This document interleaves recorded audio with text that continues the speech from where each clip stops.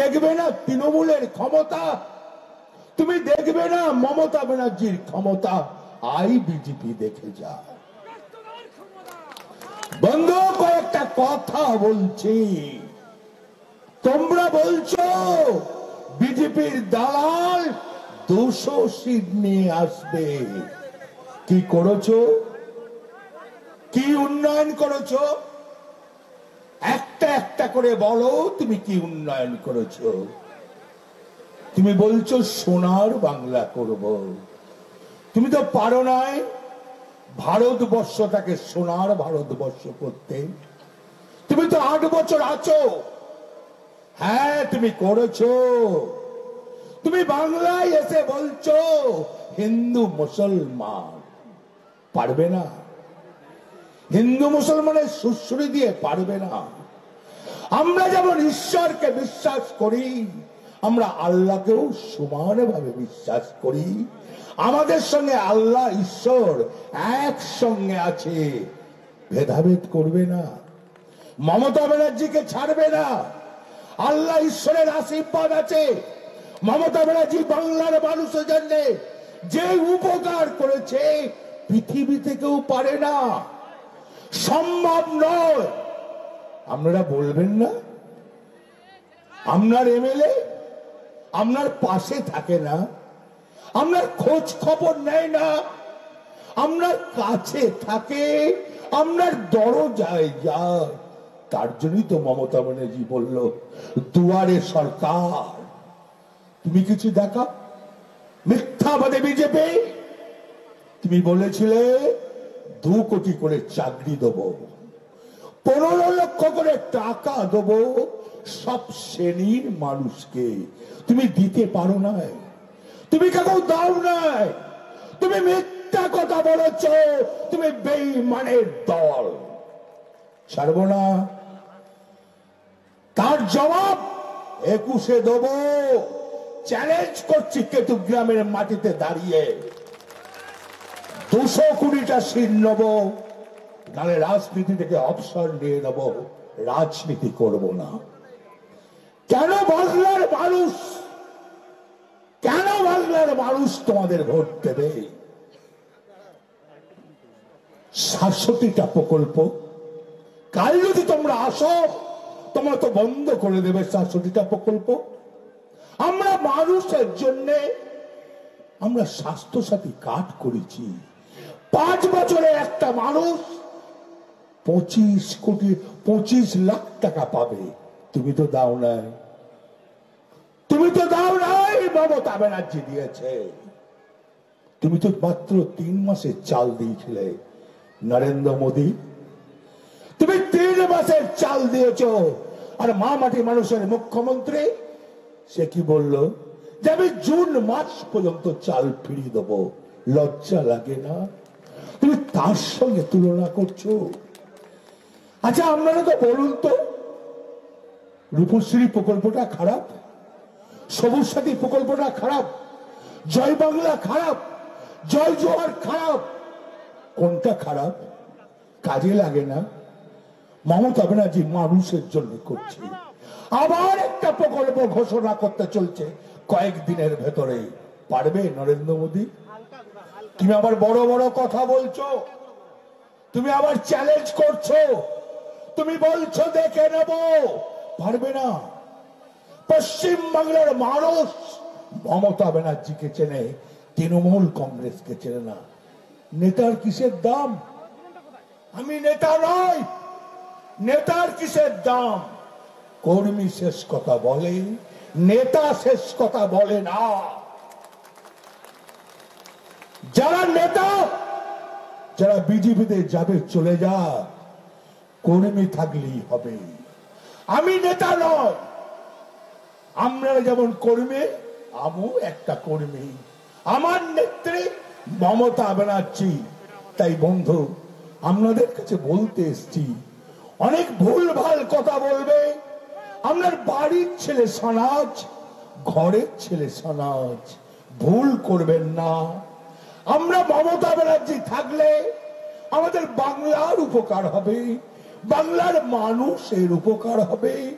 দিন মজুরের উপকার হবে, কৃষকের উপকার হবে, চাষির উপকার হবে, খেটে খাওয়া মানুষের উপকার হবে, সব শ্রেণীর মানুষের উপকার হবে। বলবেন না? লজ্জা লাগে না নরেন্দ্র মোদী? আজকে এই শীতে ঠান্ডায় আজ কৃষক আন্দোলনের তারা দিল্লির রাস্তায় পড়ে আছে, তুমি খবর নাও না?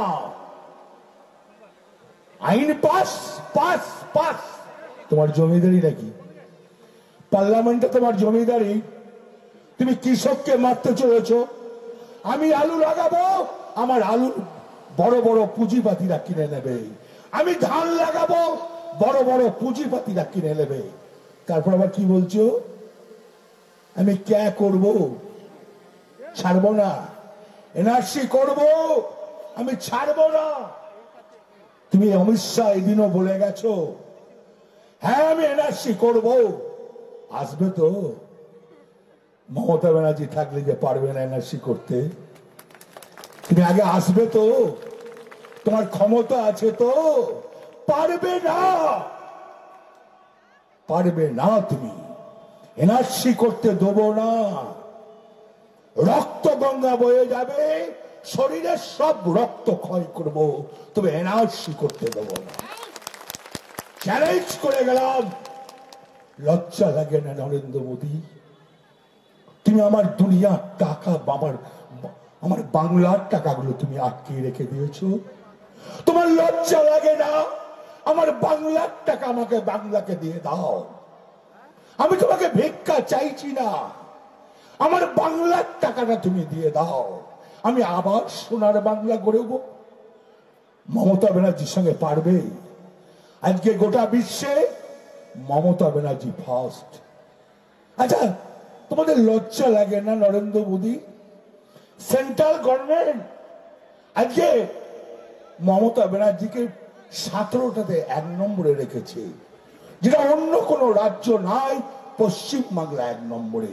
তুমি মমতা ব্যানার্জির সঙ্গে তুলনা করছো? পারবে না, কোনোদিনই পারবে না। আমার এখানে বুথের কর্মীর সঙ্গে পারবে না, আমার অঞ্চল প্রেসিডেন্টের সঙ্গে পারবে না, আমার ব্লক প্রেসিডেন্টের সঙ্গে পারবে না, আমার এমএলএ এর সঙ্গে পারবে না। এটা যে উন্নয়ন জানে, উন্নয়ন করতে জানে, মানুষকে ভালোবাসে, মানুষের পাশে থাকে, তোমার মতন মিথ্যা কথা বলে না, তোমার মতন ঝুটা কথা বলে না। তুমি মানুষকে ঠকাও, মমতা ব্যানার্জি মানুষকে ঠকায় না।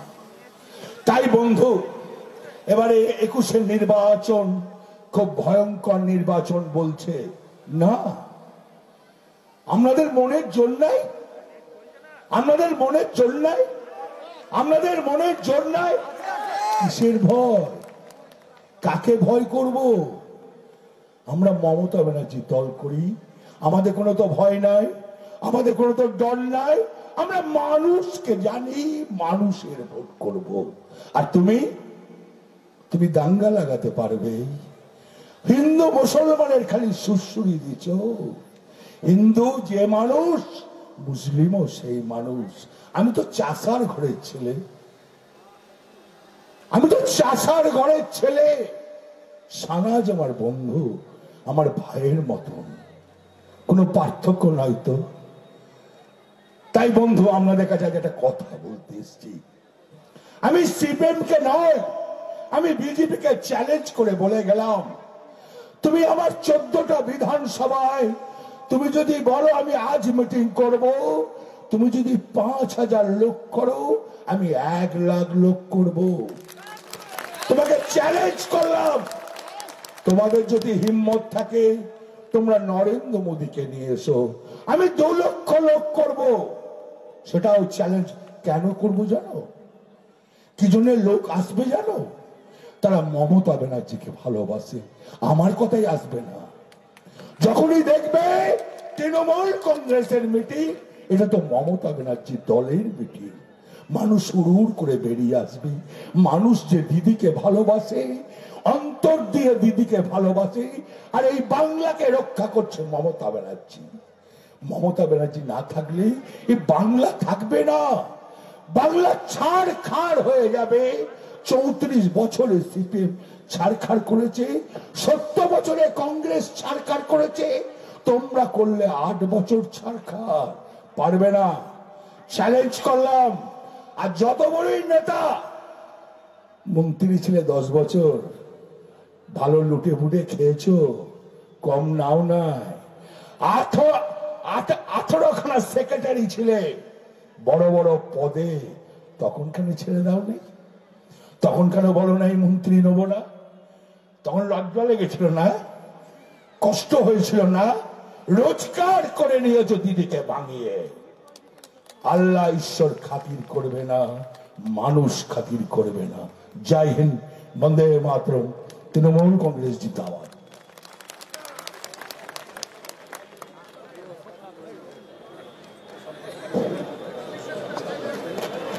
এখানেই আজকে সবার কাজ শেষ হলো। যারা